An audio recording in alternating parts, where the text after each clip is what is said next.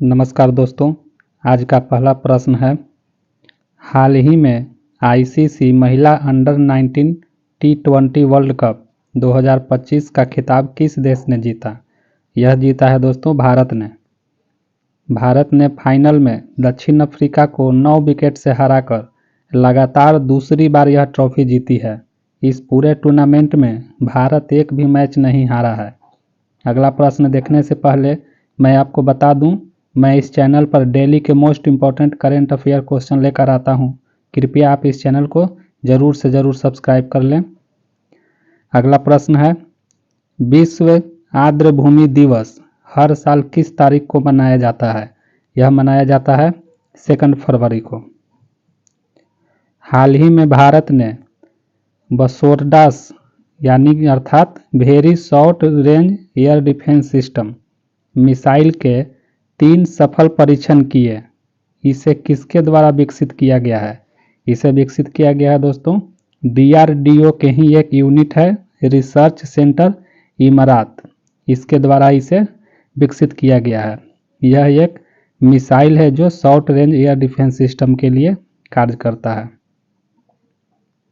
हाल ही में Tata steel chess masters 2025 का खिताब किसने जीता? यह जीता है दोस्तों आर प्रज्ञानंद ने। आर प्रज्ञानंद, भारतीय ग्रैंड मास्टर आर प्रज्ञानंद ने टाटा स्टील चेस मास्टर 2025 का खिताब जीता है। उन्होंने फाइनल में डी गुकेश को सडन डेथ मुकाबले में हराया है। इसमें एक शब्द है सडन डेथ, आप इसे भी याद रखिएगा क्योंकि पूछ सकता है कि सडन डेथ किस खेल से संबंधित है। हाल ही में माउंट तारानाकी को कानूनी व्यक्ति घोषित किया गया है। यह पर्वत किस देश में है? यह पर्वत है दोस्तों न्यूजीलैंड में। कुछ दिन पहले एक न्यूजीलैंड की एक जनजाति थी जिसका नाम है माओरी जनजाति। वह किसी कारणवश चर्चा का विषय बनी हुई थी। वही माओरी जनजाति से संबंधित यह माउंट तारानाकी पर्वत है जिसे कानूनी व्यक्ति का दर्जा दिया गया है। हाल ही में right to die with dignity को लागू करने वाला दूसरा राज्य कौन बनने जा रहा है? दूसरा राज्य बनने जा रहा है कर्नाटक।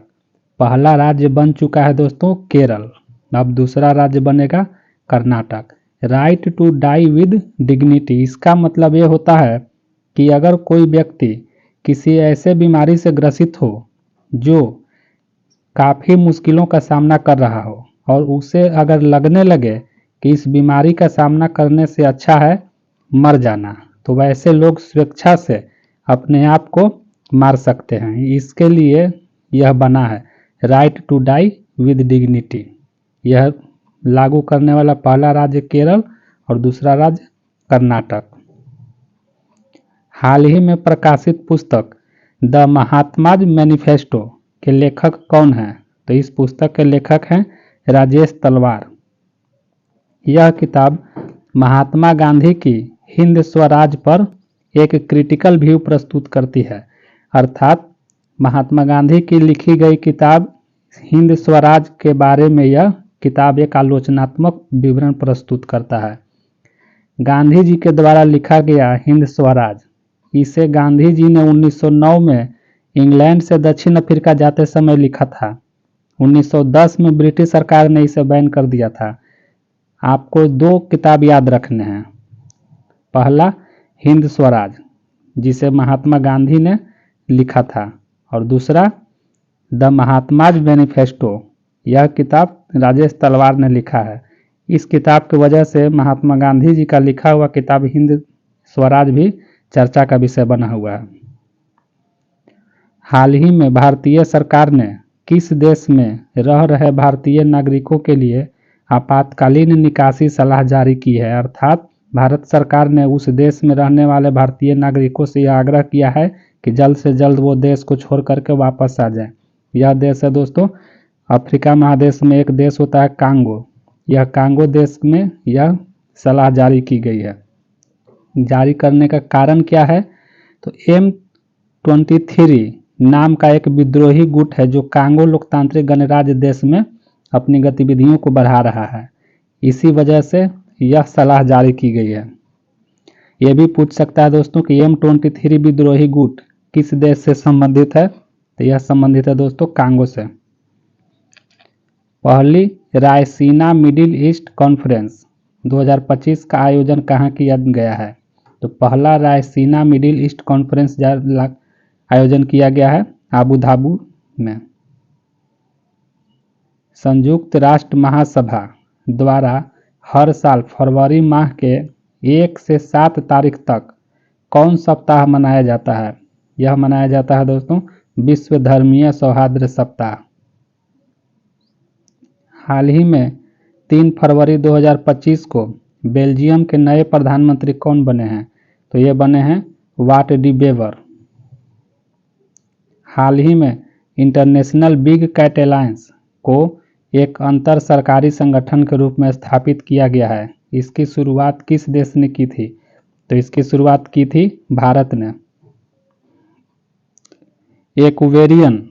एक्वेरिन 2025 सैन्य अभ्यास है।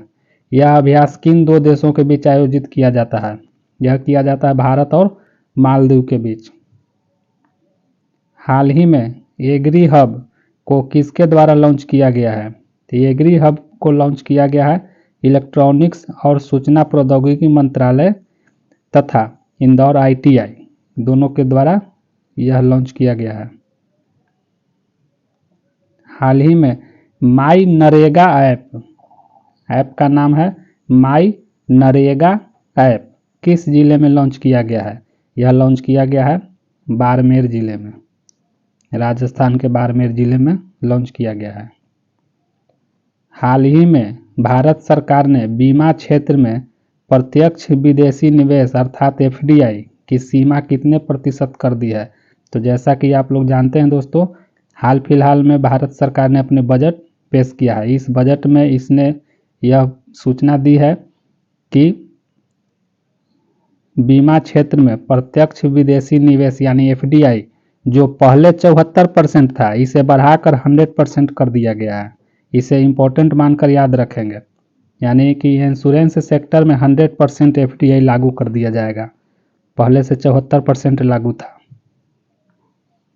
हाल ही में चर्चा में रहे तेजस शीर्षे किस खेल से संबंधित है, तो तेजस शीर्षे संबंधित है 60 मीटर बाधा दौड़ खेल से।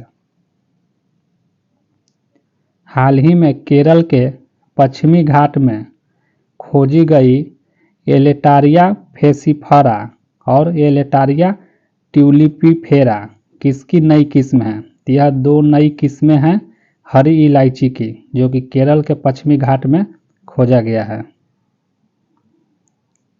आज का अंतिम प्रश्न है, हाल ही में बजट 2025 में जल जीवन मिशन की समय सीमा कब तक बढ़ा दी गई है, जल जीवन मिशन की समय सीमा 2028 तक बढ़ा दी गई है। ये था हमारा आज का most important current affair question.